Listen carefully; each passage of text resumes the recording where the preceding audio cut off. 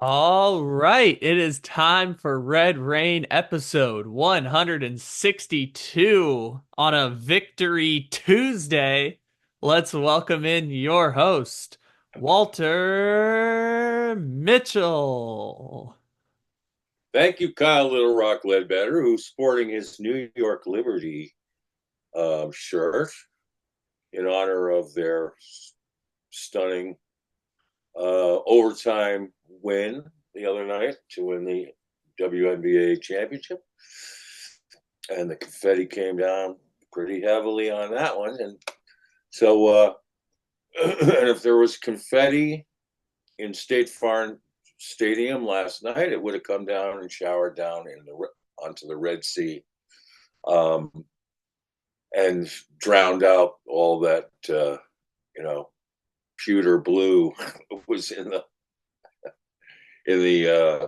stands. Wow, it's every game now that the opposing fans of like matching the Cardinals colors. It's what do they call the Chargers blue? Pontiac? No, that's the The Lion. powder blue. Powder blue. That's it. Powder blue had invaded the stands last night. However, those in red went home with the victory and feeling really happy. I was up way past my bedtime. I'm running on only a couple hours sleep, but really happy to see what transpired last night. And the Cardinals, as you know, Kyle and I are putting in the title. Here's a way to win a football game: you outblock your opponent. Cardinals did that. I mean, you know, the one of the real keys of the game is the Cardinals defense holding the Chargers in check. I mean, their running game, which with Harbaugh, is their number one priority. They had 59 yards rushing. J.K. Dobbins had 40 yards on 14 carries for 2.9. Huge. Now, on the other end, we're going to have to talk about the passing game, and there's frustrating aspects of that for the Cardinals again. But they stiffened every time down near the goal line and managed to keep the Chargers out of the end zone, which was remarkable. Their Dicker the kicker was having a career night with 5 field goals, but no one crossed the goal line for the Chargers. And, I mean, a lot of things went the Cardinals' way, but, they also out tackled, in my opinion, by far the Chargers. They outran the Chargers, Kyler and JC and others, and they outscrapped the Chargers. This Cardinal team last night was very alert in ways that sometimes we don't really see them. The Star Thomas punch out after, I mean, another wide receiver wide open versus the Cardinal zones, thrown all the way down to the 5 yard line, and the punch out was sensational. And that kind of set a tone. Then you had the other punch outs, James Conner. Uh, can you cue up that one? Do we have that one ready? Do we have the Star Thomas one to start with? Let's take a look at that play.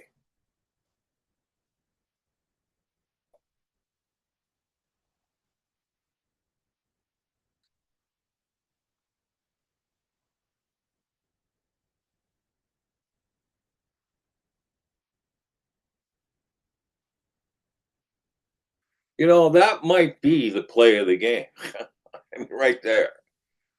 I mean, if he goes out of bounds there and they punch it in, it's a totally different game. Could be. You never know in these things. But what we do know is that what a momentum changer that was. It was a huge turnover, and for Starling Thomas, the fifth. to have the wherewithal to punch out that ball right there. And amazingly, Palmer's left foot was still in bounds by, I think, as Dan Orlovsky said, or Chris Fowler, by like 2 blades of grass. So, And the fact that the ball happens to take that lucky bounce right to Jalen Thompson. yes. Because in some of those cases, the ball might go out at the 1 yard line. Right. Thompson kicks Right. it out of bounds through the end zone and it's a touchback maybe, but it just footballs bounce weird. And that one happened to be not only a punch out, but a lucky bounce. Yeah. And then we had the alert play by James Conner. Can we switch to that? On the interception, the tipped interception that, started out was one of the old, oh, shit. And then, oh, yeah. I mean, Chargers were coming out blocking passes, deflecting passes, Kyler's passes. And look at this hustle play by M. Willie. I mean, not only is Connor so on the spot and hammers the ball out, but look at Michael Wilson on this, how alert he is and how hustling he is on this play.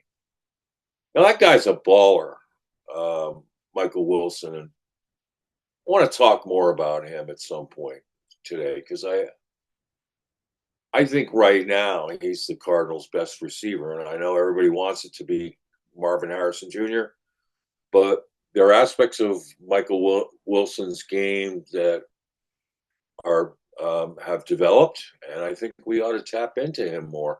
I mean, Marvin's going to come. It's maybe going to take some time and some tweaking of the offense. It might not be till after the bye week that we get a better, array of plays for Marvin.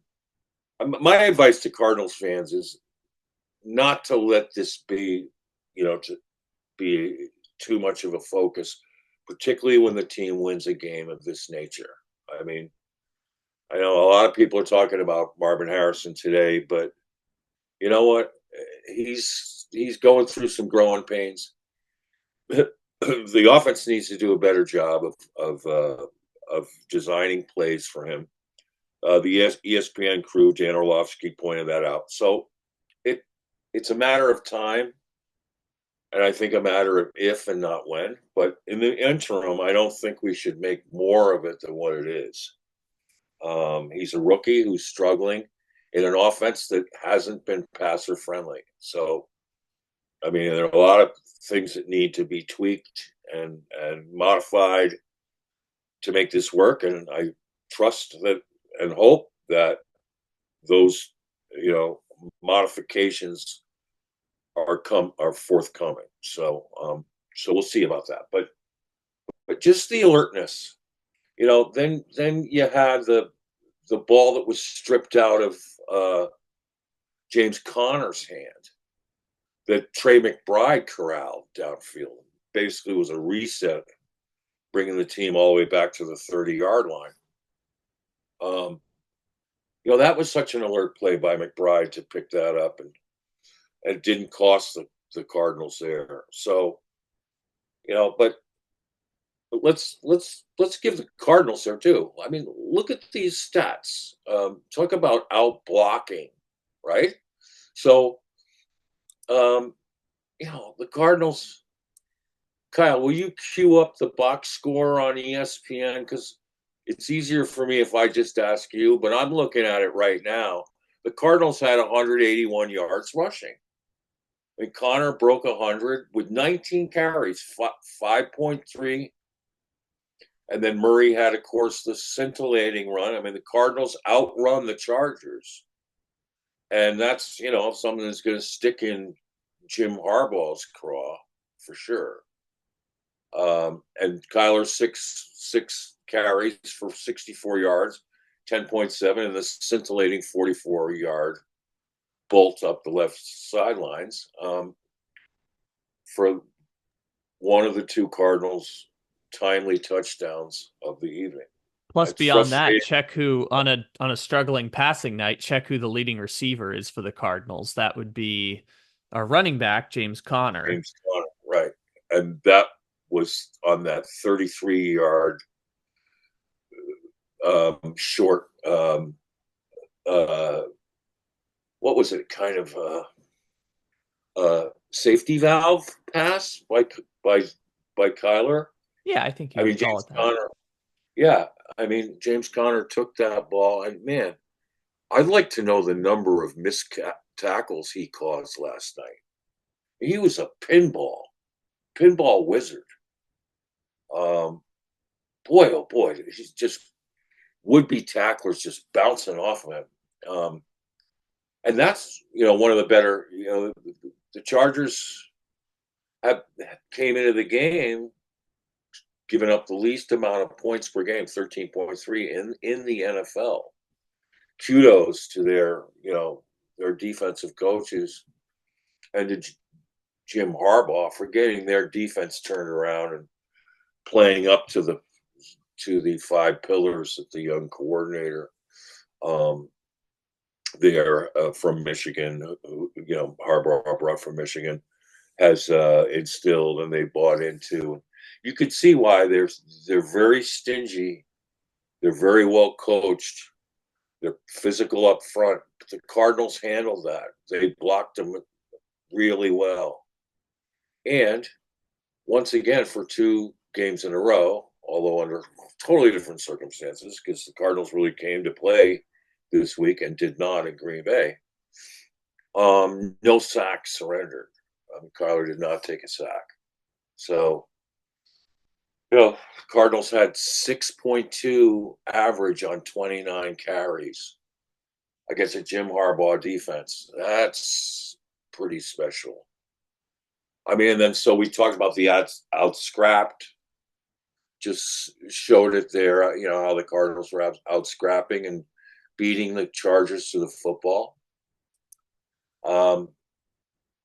And how, on defense, it was an interesting night because, we need to talk about the Cardinals giving up, so they shut down the run, but, the passing game for the Chargers, 349 yards, 12.9 average. And guys just continue to be wide open against these soft zones. And it's driving me crazy. I think it's probably driving you crazy. Why it's not driving the Cardinals coaches crazy is the big question. When they turn to man, they're much better. Max Melton. Can you cue up the Max Melton pass breakup, pal? That was, this is such a good play by Melton. He had his hands full last night. I mean, if you watched Palmer on his routes, he was really, really quick, cat quick. And, this is just how you teach it. This is how you break on the football and play, keep your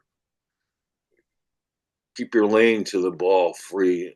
Look at that. Oh, that's so sweet. And that's the one of their tight ends. Tight ends were just Will Dissly had a career night. And that's something that really shouldn't happen. But if you're going to play a quarterback as talented as Justin Herbert, who throws he threw some unbelievable passes in this game, particularly from the far hash to the sideline. And this pass was on target. And to your But point, look at how much ground Melton has to make up on this play from, I know right, it's a little blurry, but from the ball's out of his hand and he's got about 2 yards to make up there. And yeah, a star quarterback like Herbert usually makes this play. right, It's a great job by Melton to recover on that play. yeah. So, and Max had some troubles, you know, he had his fair share of struggles in this game. But when they had him in man defense, he was playing his ass off. And that's all you can ask for. The thing about playing man to man coverage is, trying to maintain your leverage, whether it's inside or outside, and then trying to run hip for hip and trying to be in a position as Max was here to play the passing lane, and to get to the football. And particularly because the Cardinals have had so much struggle with man-to-man coverage. I mean, we've been here Yeah, after some weeks breaking down, Starling Thomas one-on-one with Amon-Ra St. Brown at the goal line, or the game last week against the Packers where Dobbs is catching pass after pass in man coverage. And to have someone be able to guard tight end slash slot receivers in man coverage will help the struggling secondary tremendously. right. Sean Murphy Bunting suffered what looked to be a concussion, or he's got his bell rung on making a good tackle. The Cardinals came ready to tackle. I'll tell you that. I mean, that was one of the better tackling performances we've seen from a Cardinals team in a long time. And kudos to Nick Rallis and the group. I mean, they came ready to not only tackle but gang tackle. In comparison, I mean, I think that the Chargers uncharacteristically missed more tackles than they're accustomed to, and on our end, we were kind of finishing well. That was very encouraging how they shut down the run. But in order to shut down the run, I think they were sacrificing the passing game and having to play zones, and somehow they got to work at this out where they can defend the run and play man, and not have to worry too much about leaving guys wide open. So I'd also like to see them jam a tight end at the line and play. Don't let the tight ends out freely. The way that they did all night last night. I mean, Disley was unstoppable, but he also was not covered on virtually all those plays but one that I saw, and that's a problem when you're not covering people, and you've got a Justin Herbert on the other side. That's a problem. So, go ahead. Got one more defensive play here before we turn to the offense. This is at the start of the second half, the sack on 2nd and 20. Yeah. You can see Dobbins is throwing his hands up like he doesn't know. And then no pressure from 3, and then ultimately get the sack. But Right. ultimately, if 96 doesn't get the sack there, you can see right here, you've got Zaven in the backfield by this point. Gardeck has a shot at the sack right there, forces Right. Herbert to step up in the pocket. It's just great pressure by the Cardinals right there. Yeah, roll it one more time. I'm going to talk about the edges first because they do a great job of forcing Herbert back into the middle of the pocket. Gardeck comes off and beats that tight end block beautifully. And then Zaven does a great job too of pressuring from the backside against Slater, one of their really good players. All Left pro. tackle. That's an all pro Yeah, left tackle. yeah. So, I mean, credit them for their influence on this play, and credit Naquan Jones, who the Cardinals miraculously cut back after he was, signed with the Dolphins after being cut. And I had him on my 53 man. I thought he played really well in preseason. Derek LeBlanc, the Cardinals defensive line coach, he gets more out of less than many of the defensive line coaches that I've watched over the years from the Cardinals. I mean, look at this makeshift group yesterday. I mean, all 3 of the Cardinal sacks came from defensive tackles. I mean, do we have the Sills sack on hand? So I'll keep talking Yeah, while let's we, see if we can grab it. because Dante Stills got a sack, and Ben Stilley got a sack. I mean, and Ben Stilley, thank goodness we early get back, because he was on I wanted him on the roster as well, and we might, curiously, we might be just as well with the guys we have because they're in good game shape and having played throughout the preseason, all of them, and still, I think is a potential emerging star pass rusher from the interior. Um, and still he brings good combination of run strength and pass rush. He's very physical, and then Naquan Jones is very physical, and you got Roy Lopez, who's very feisty. He got dinged up towards the end of the game. I hope he's okay, because he's very critical there. But all right, watch 55. He's getting double teamed initially, and then gets off that block. There he is, Dante Stills, 6th-round pick, 2023. It's a really good pick for them. I like being athletic inside, and last night it really helped. I mean, we played with athleticism on the interior and got off some blocks and made some plays. Not only just in these key sacks, but also in against the run.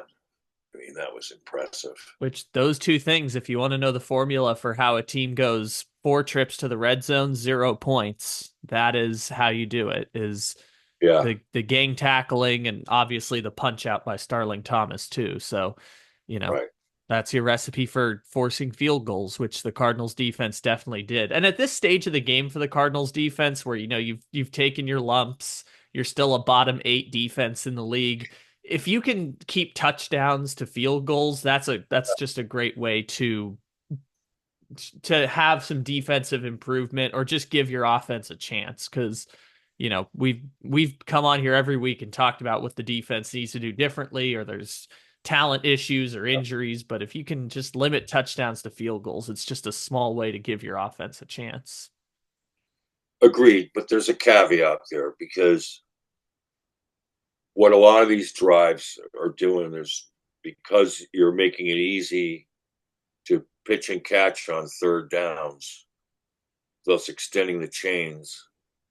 You know, that's gonna hurt the Cardinals if they continue to give up long, time-consuming drives like they've been doing in recent weeks, which keeps our offense on the field. That's what we've been trying to do to the other team with success last year and some success this year was ball control and take time off the clock and punch it in.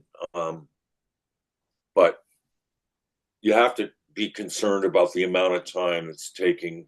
When you do get the stops, those are great. But now you've already just spent 7 minutes on defense, and the offense has to, get it together quickly, and be able to bounce back from whatever the field goal. There were lead changes in this game where the Chargers took the lead, and the Cardinals had to respond. I think that happened twice actually. So, and they did. Let's go see how the Cardinals lit up the Dortch on their first TV. Love this play call. Love how they schemed it. How they took the outside receiver. I think it was Michael Wilson. Yeah, and ran him up to a deep corner, and then just said this. I think that Dortch probably had an option. Go oppo leverage, see where his man was playing him, and he could have gone either way. But I think Kyler read it and Dortch read it, saw that we're going to be able to get this out pass. I mean, with Dortch's quickness, look, he only has a step on the man, and look at the frozen rope that Kyler throws in here, perfectly on the hands, and boom, boom. Love that. Just fantastic execution.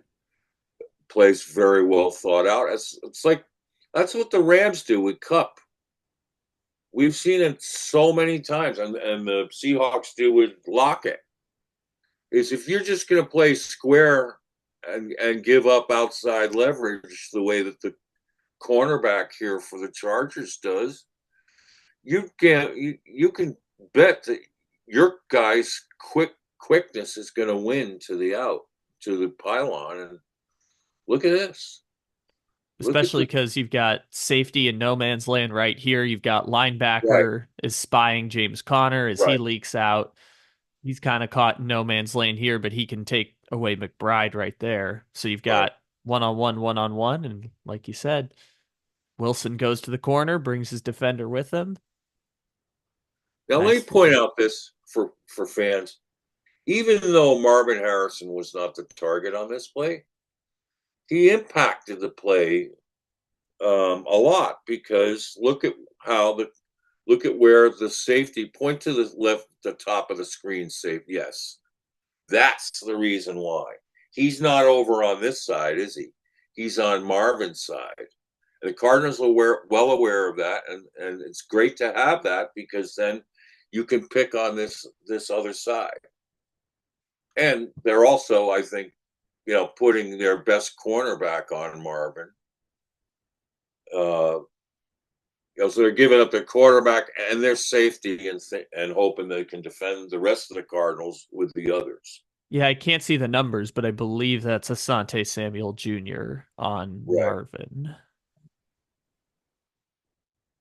All right, and then look at the blocking from the Cardinals offensive line. It's textbook. I mean, look at this. I mean, look at Beach on Khalil Mack. Set up perfectly. And in a spot to where the passing lane, Kyler's passing lane is going to be open. So, kudos. The more that Kyler, starts to maneuver the pocket better, the better this passing offense is going to be. I think Kyler has got to float better than he's doing, and and be a little less agita.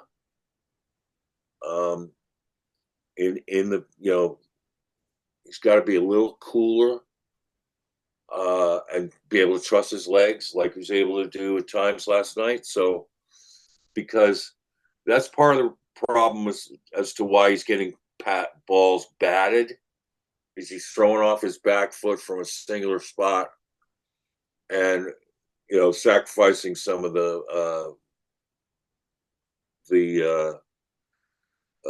passing lane angles and vision and whatnot. He had a great pass last night to over the middle to Trey McBride. You might have seen that. Let's see the Trey McBride comeback.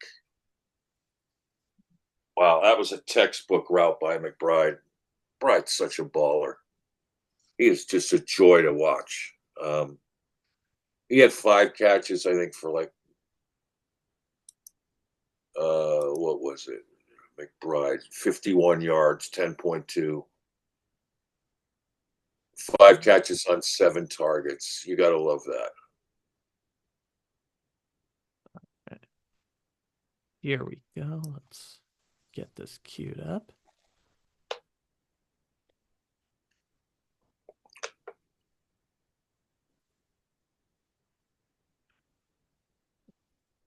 All right. So 1st and 10 at the Cardinal 30-yard line. This is, I think, the first play of the drive here. Let's watch Kyler's feet on this. Okay. Nice float. Beautiful. Yeah. I'm going to The play more this he back. does that, and he looks under control here, which is really good. He takes what's open, it's just working your way out of the maze. And then Kyler has a great ability of picking guys up once he sees them downfield. So I mean, Trey McBride does exactly what you're taught to do when the play becomes off schedule. You're taught to either two things. If your defender's behind you, you're taught to come back to the football. That was textbook. If your defender's in front of you, you go deep. It's that simple. So, and obviously this is a play that breaks down. So there's all this time. McBride was on another route, but then he comes back for the football, and great completion. All right, so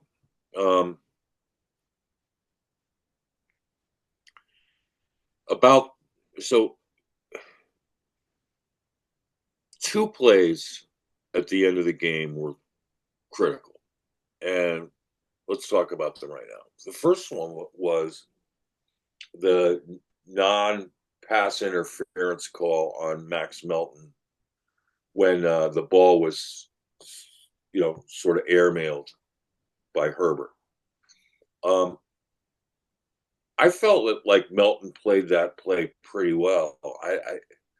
He could have gotten called for it, but he basically was sticking on the receiver, and I don't think he held him or anything. But I think the receiver just kind of got locked right where Melton was. But fortunately, the ball was an overthrow, and so the official said no penalty. That was huge. Harbaugh was going nuts. He was convinced it should have been a penalty. And let's just talk about the significance of that play, because it's a third down play, and then it forces the Chargers to kick a field goal that puts them ahead 15-14. And so, but there's 2 minutes left in the game. Here's the other thing: if they convert that, they could have wasted they could have done what the Cardinals did at the end of the game to the Chargers. It would have been, they could have run the clock down, gotten JG to burn all his timeouts, and then bring in, Dicker the kicker for the game winner. Thank goodness that didn't happen. So that's a huge break for the Cardinals there. But it's also a break. I don't think it was egregious. It didn't look to me like Melton was, like I said, holding on the play, or it just looked, sometimes they get locked up, where the receiver gets stopped and the receiver's trying to do a double move, and Max Melton was deterring it because he was right there in his grill.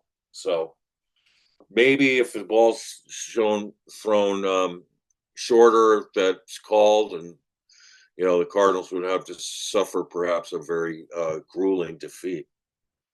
But so the Cardinals get the ball back. Now, what concerned me was on the drive before the Cardinals had the offense. And this happened to Kyler the last time they played the Chargers. He was having a great game throwing the football in that game. The Cardinals had a pretty good lead. And then in the fourth quarter, he had 2 3-and-outs that were disturbing, where he kind of lost focus. And all you need to do is, get a couple first downs, and you're going to win that game. The Cardinals ended up losing at the end, you might recall, on Justin Herbert hitting Austin Eckler to get them within 1 point of the lead right at the end of the game. And then they go for the 2-point conversion, and he hits the tight end, Everett, I think it was. And we lose by 1 point. That was agonizing. So, sort of ghosts of that game. And that was at State Farm. So, ghosts of that game are in your head. And you might remember the series before, where on second down, Kyler had Zay Jones wide open over the middle and misfired on his first target ever to Zay Jones. But that was a play you normally make with any receiver. And then Kyler kind of got flustered on the rush on third down and just threw it airmailed to the left sidelines. And that was a really frustrating drive because there was good field position, and it could have been a game-sealing drive if they had put it together. And it's the time of the game when you got to make plays. Fortunately, that didn't come back to haunt Kyler in this game, because then with the magic of James Conner and the big break the Cardinals got on the unnecessary roughness call on on the Chargers, the kid from Notre Dame, what's his name, the cornerback. Love him. I was hoping the Cardinals would draft him, and he played a really good game for and covering Marvin. He did a great job, as he did at Notre Dame last year. So, but yeah, on that play, so is it Cam Hart? I think. Yes, Cam Hart, exactly. On that play, Marvin's surrounded by like 4 defenders, but he's still wide open. And I'm not sure why he jumped on a straight line football. So, but it was just seemed like a fluke that he dropped that pass. I mean, it was right in his hands. And I know guys are going to be talking about it all week and how he's lost his confidence or whatever. I don't think that's necessarily the case. He came back from a concussion and wanted to play this week. Hopefully he didn't get concussed again on that hit, because when you looked at it in slow motion, he took a helmet-to-helmet shot from Cam Hart. And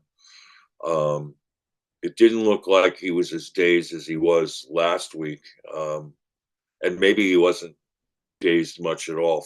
I hope it was a glancing blow. But that was a huge play in that game, because it gave the Cardinals better field position. And in this case, they really needed to just kick a field goal to win. And then you got that huge run from Conner and put him down in field goal range. And then they managed the clock beautifully from there. Now, the debate is, at the end of the game. So here's that great play from Conner. It's like a pinball. Look at this. Now, that's really great the way that was set up and shielded by the offensive lineman. Look at how would-be tacklers just bounce off Conner. It's just unbelievable.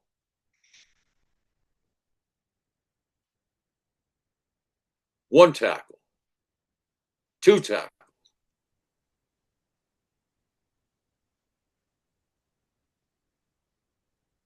All the way down to the 20-yard, near the 20-yard line.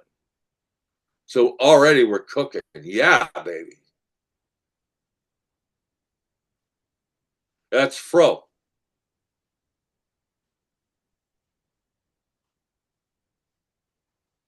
Beautiful. Look at this. And then right here you can see seal by Paris. Yep. Seal by the interior lineman right here. Yep, on Khalil Mack. Mm-hmm. Now, Kyler, to his credit, see, this is where his game needs to continue to evolve. To his credit, he didn't get too antsy on this play. He stayed in control, kept his head, found his safety valve, because obviously his other options were at first taken away. And that's awesome. I mean, and now you're in control of the game and the clock. And, you get the Chargers to use their other 2 timeouts, and then James Conner runs for a first down. Remember that? So, and then now the Cardinals can wind it all the way down. Now, here comes the big decision making.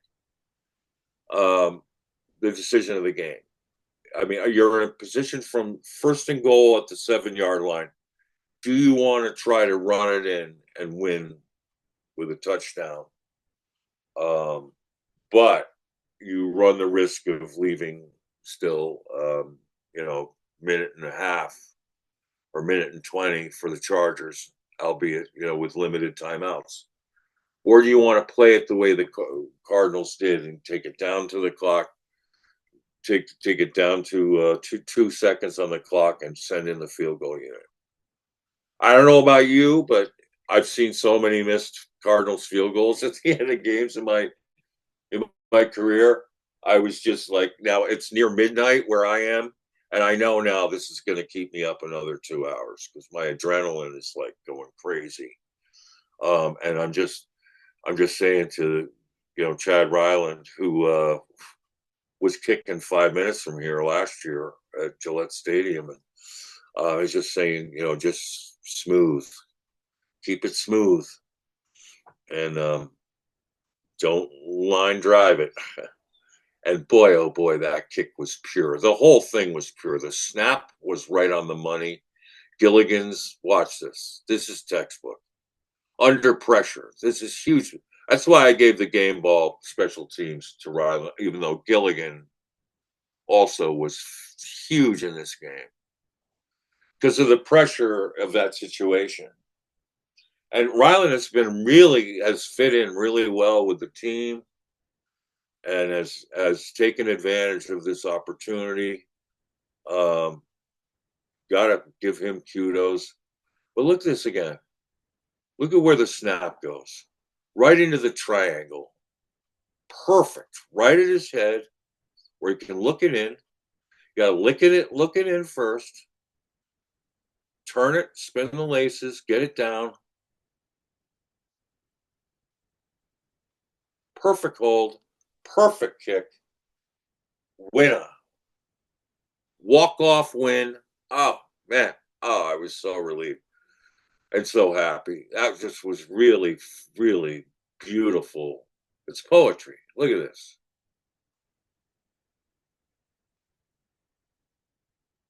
Good blocks. Everything's done right. Oh, man, that is just awesome. So kudos to Jeff Rogers and the special teams. I mean, Blake Gillikin.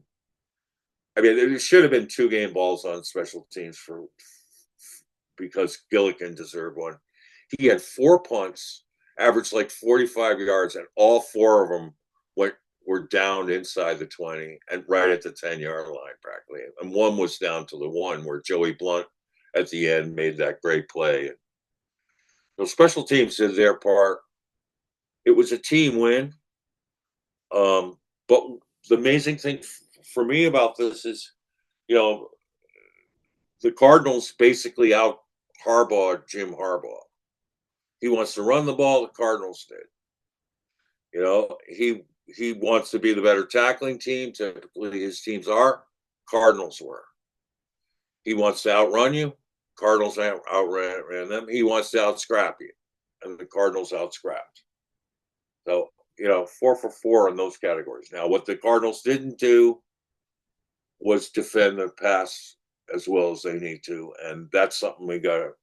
That's always something you'd love to get better at after a win than rather a loss. Because last week against the Packers, they were not good against the pass either. They were leaving too many guys wide open. This has been a theme. And so I had a to-do list that I drew up and threw up there last night at 12:30 a.m. here. And let's see. Let me just pull it up. All right. So what I said after the game was, I kept it short and sweet. The Cardinals brought a sense of urgency to State Farm tonight. Great to see. Now they can they carry it over to week 8? Game balls, in my opinion. Offense for James Conner. Defense, Garrett Williams, who I thought was really key on, he was the most sticky in coverage of any Cardinal defender last night, and that was needed in a game like this. Although I could have gone in a lot of different directions. The 2 inside linebackers for the Cardinals both had good games last night. Kaiser White and Mac Wilson Jr. Um, Gardeck was having a good game. I mean, there were other guys. I mean, all the three guys that got sacks. Um, so and Buddha had an 8 tackle performance. Oh boy, Buddha uncharacteristically went high on Disley, and Disley just dissed him with that stiff arm. That was unusual from Buddha. He typically with tight ends goes for the ankles. So I don't know what happened to him. He just sort of mistimed his tackle there, but he had eight big tackles in the game and was part of the physicality on tackling the Cardinals needed. So, and then I gave special teams to Ryland, but in retrospect, it really should be to both Ryland and Gillikin. But because of the pressure and him delivering, I felt like, and let's face it, I mean, he hadn't attempted a field goal in the game. So it wasn't like he was all warmed up like Dicker the kicker. So in that spot to kick your only field goal at the end of a game where you've been there on the sidelines the whole time is not always easy. And, this was just pure. So, all right. So now the Cardinals to-do list. Number one, have to trade for an edge. One guy I kind of have an eye on is Josh Uche for the Patriots. He's a designated pass rusher from Michigan. He's got edge ability. He's in a 1-year deal, prove it deal with the Pats.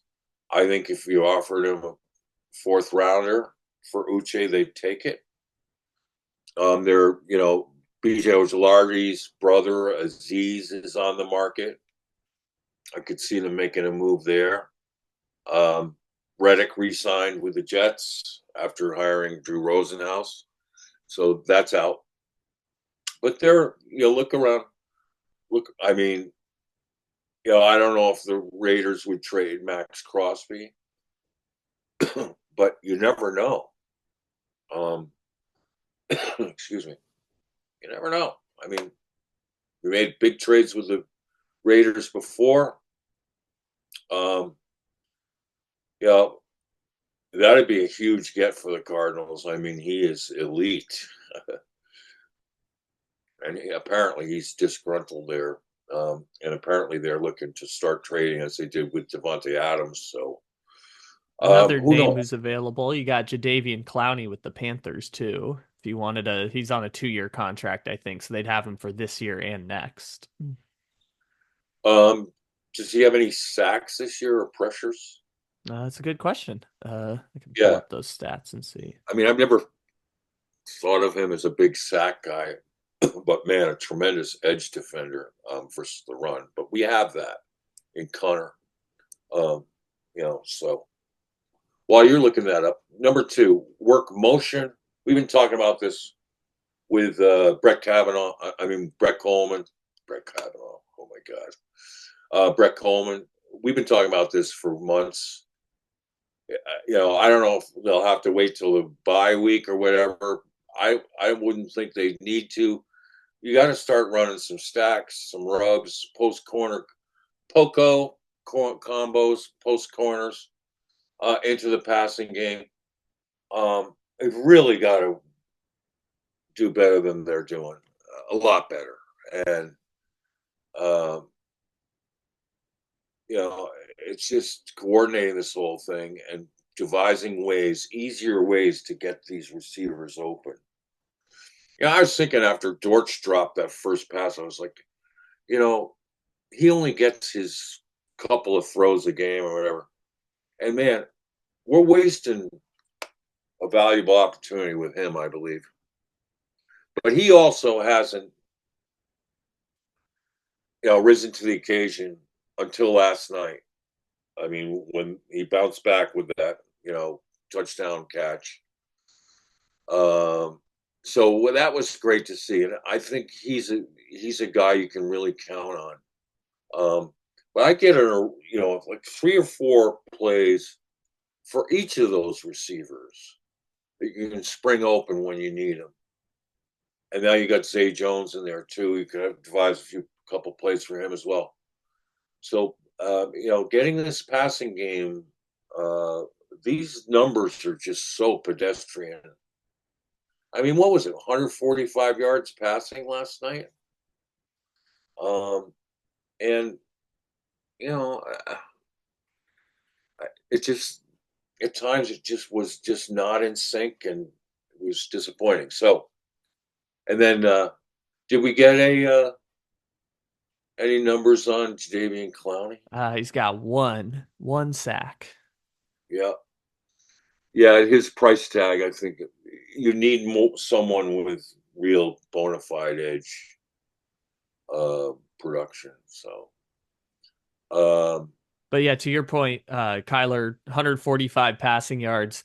Strangely, his QBR was higher than his passer rating, which usually it's the opposite of that because QBR is graded on a 1 to 100 scale compared to the rating, which goes up to 140 something. But it's not a strong performance, low completion percentage. Like you said, only well, 145 yards, buoyed by the fact that they had 181 rushing yards. But also, I think the Chargers may have won time of possession difference in this game, too. right. Yes, good point. Yeah, the QBR was higher because of Kyler's running stats. I mean, so that was the factor. What did his QBR end up being?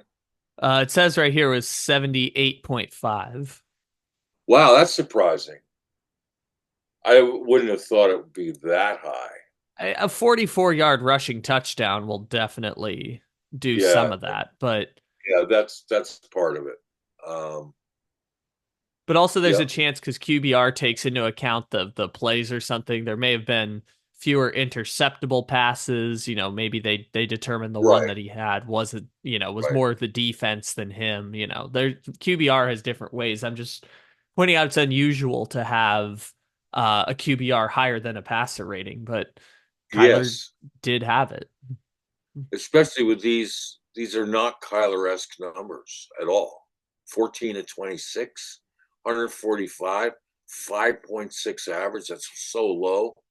And plus, 1 TD, but you also have the interception, which is usually a strong demerit.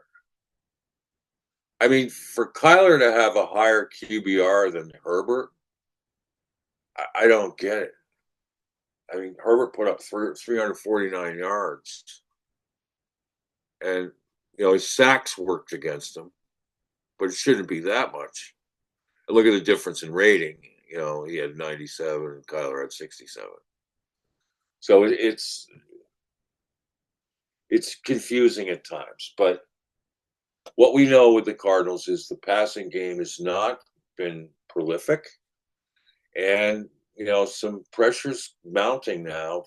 So the Cardinals fans are getting antsy and wondering what Petzing's going to do about this. And because we're getting anxious, and something needs to be done and tangible, something you could see from like next week. Will we see something tangible? Like doing short motion for Marvin Harrison Jr. and rubbing him off a receiver, like doing sprint motion with him and running a cheat fade. I mean, that play for Marvin Harrison Jr. should be there all day long, unless it forces the team to switch cover men, and then you got the inside receiver. What is going to have easy chance going oppo leverage with the cornerback running across the formation on the sprint motion. You can beat him easily. He's vulnerable. So yeah, got that. And then number 3, commit to playing man coverage. We're getting peskier at it. Kudos to Max Melton for how hard he's working at it. Garrett Williams is playing really well at it. We need a third corner to step up. I think a cover guy is waiting to happen is Catrell Clark, but I also love Dadrion, and then Starling Thomas has been solid. So I mean, you got guys who can do it, go into the games, you know, being sure of your matchups. Like we play Miami next week, you got to figure out who's going to play Tyreek. Um, how that's going to be the premier assignment, right? Well, I mean, I wouldn't be. Um, I could see putting Max Melton on Tyreek because of his foot speed. You're going to need someone fast. I'm not sure Garrett Williams is made for him. I think Williams probably would be better on Waddle, but Waddle could burn it too. So you got your hands full next week. I just hope they don't decide to just go. These guys are too fast. We're just going to play zone. With Tua coming back more than likely, and oh man, there's these zones because, like I said here, you can't keep leaving receivers wide open in soft zones as often as they do. You just can't. It's giving momentum to the other team in ways that you can prevent. So, and then 4, keep adding to their run pass blitz packages. I thought Rallis did a good job with that last night. It still needs to be upgraded somewhat, but they do recognize, I think now they've got to find ways to generate pressure, and be creative about that because of their lack of ability to win one-on-one pass rushes consistently. I mean, there were times when like we saw in that Naquan Jones sack where Gardeck and Collins did a really good job getting a pressure. They didn't get the sack, but they got an assist in a way, for Naquan getting his. So yeah, that was a short to-do list. There are other things in mind, but now the huge thing is, can they carry this thing over? So far this season, the answer would be no. But this is a huge moment. I mean, the Cardinals have hung around in the division, and now they're one game back of the Seahawks. I mean, this is really exciting to have, we're 7 games in and we're in the thick of it. So, and these games have meaning. And kudos to the Seahawks for their really good win versus Atlanta. That was impressive. I don't know about you. I was praying for Atlanta, but the Seahawks really came to play. And Geno Smith is playing really well in that offense under Washington coordinator Ryan Grubb, who I You said in the beginning of the year might be a wild card in this whole you knocked division. it down. You said that offense was great for him, and guess who 7 games into the season is leading the NFL in passing yards? That would be Mr. There Geno you go. Smith. Yep. So, uh, so on to Miami. Wow, should be an interesting game. But the big interest is, can the Cardinals finally, you know, carry carry a momentum over into a next game and bring this kind of intensity? Now there are a few venues, that bring out intensity more than Monday Night Football, and I get that. But this is the kind of mentality of the Cardinals need, that what they brought last night, the urgency, which they had not brought in to Green Bay, didn't bring it all at home to Washington, to the Washington game. This is the kind of urgency they need if they're going to push this thing forward. Um, what do you think, Kyle? You think next week we may see a carryover, or we'll be back to the, you know, stacking losses after a nice win? You know what? I like Arizona's chances, and not because there's an outside chance they're going to be facing Tim Boyle, but beyond that, I do like Arizona's chances going into next week. The Dolphins have had one of the worst offenses in the league this year. That vaunted rushing attack from past years has just not been there, even without, Tua being there for a good bulk of the season. Um, Yeah, I like the defense's chances to get stops. Obviously, the rushing defense has been pretty, better for the Cardinals this year, and I think they'll be able to slow down Achan, and I think Mostert's probably going to be out for this game, but they'll be able to slow down the Dolphins' rushing attack, and I think that will make it a little bit easier scheming against your Tyreek Hills and your Jalen Waddles and players like that, because I think they can commit more resources there. And then on the offensive side of the ball, the Cardinals should be able to run, if they can run the ball effectively against the Chargers, they should be able to run the ball effectively against the Dolphins. So I like their chances for a carryover, but I don't think they're going to be able to win it 17-15 like they did this week by forcing a bunch of field goals. I think they're probably going to need two or three touchdowns on the offensive side of the ball, only because if Tua is the starting quarterback, the Dolphins are going to try and do hurry up tempo offense to try and keep the Cardinals on their toes. So I don't know. yeah, I like the chances next week, but I think that's a byproduct of I don't think the Dolphins are a very good team, and Tua's coming back after another concussion, and he's been out for 5 weeks. Obviously, Mostert's going to be hurt. Tyreek Hill's been almost a non-factor without Tua, so I don't know.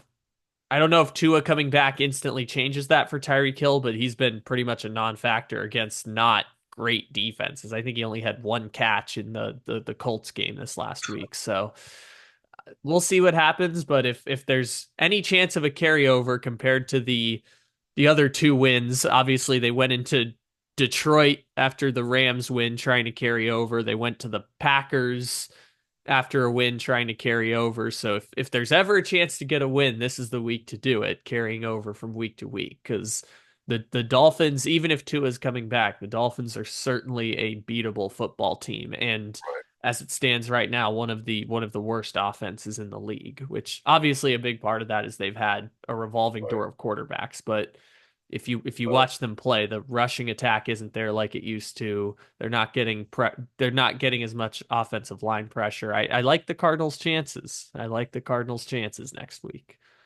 yeah, I do too. If they commit to man coverage, um, if it's a lot of wide open guys again, I don't see them doing well in any game that has that, is that factor. It's just, you know, it's just mind blowing to me how the coaches just sit there and watch that, and it just continues and continues. They Herbert was throwing into the gray areas of the zones with tremendous accuracy, and guys are standing there wide open. And I mean, put it this way: how many times did Kyler Murray have a wide open guy downfield? They harassed our receivers all night long. The Chargers did, and their defensive backs are very aggressive. I'm impressed with them, and they're playing well this season. Cam Hart was a guy I really loved coming out, and they made a great picking him up, in my opinion. He's got size, and he's a baller. He's aggressive, and so, but very delighted to be able to see a game where the Cardinals out blocked, out tackled, outran, and out hustled or scrapped. A good football team that was sitting at 3-2 under a legendary college coach anyway, and he's now in his fifth year in the NFL. But a guy who's had a track record of success wherever he's gone. So, and then now 3-0 against the California teams. It's the Little Rock advantage we have for Cardinal fans. Once Little Rock starts wearing more Cardinals paraphernalia, we might see them branching out into other states where we can win. But beating, right down the coast, the Rams, the Chargers, and then the 49ers coming up to Kyle's area. So that's really impressive that we've got 3 wins on those California teams. California dreaming, as they say, the mamas and the papas, from my generation. But hey, thanks for joining us again. Look forward to next week, and hope you have a wonderful week. And getting excited for early football on Sunday to see the Cardinals play in that sun in Miami. Hopefully it's a sun, or maybe it's better if it's overcast. Who knows? Just as long as it's not another hurricane, which it has been hurricane season. But hopefully that's come to a crawl. But listen, have a great week, and in the interim, may the red rain shower down on you into the red sea as it did last night. Thank you, Chad Ryland, and all the Cardinals. Red rain.